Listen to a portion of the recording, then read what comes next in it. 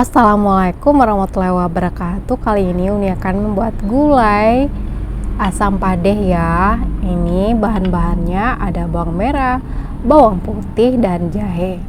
Tambahkan garam kasar, lalu giling sampai halus.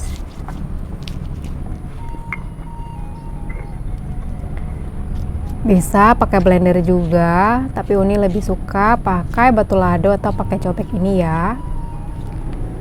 Setelah halus, langsung masukkan ke dalam wajan.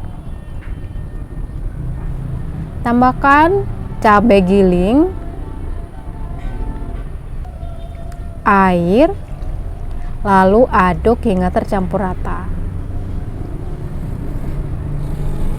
Tambahkan daun kunyit yang sudah disimpul. Tambahkan asam kandis.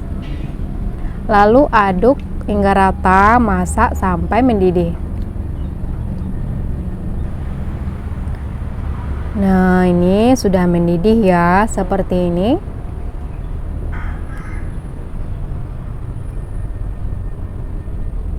Baru masukkan ikan tongkolnya yang sudah dicuci bersih. Ini ikannya beratnya 800 gram, 1 ekor. Nah, jika pakai ikan yang lain juga bisa ya. Karena ikan tongkolnya lagi murah, kita buat gulai asam padehnya. Nah, ini matanya masih bening ya, ini masih baru. Aduk perlahan.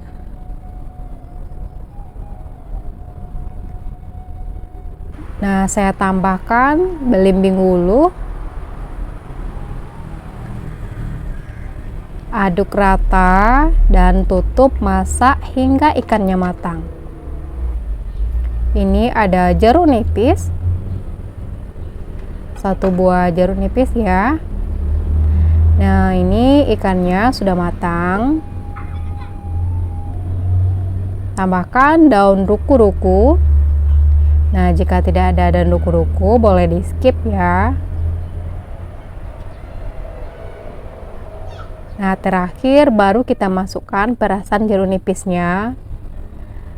Aduk hingga rata, lalu sajikan. Nah, jadi cara membuatnya mudah sekali ya, sehat lagi ya. Karena gulainya tanpa santan. Nah, ini dia gulai asam padeh ikan tongkolnya sudah jadi seperti ini. Selamat mencoba. Lama bana. Assalamualaikum.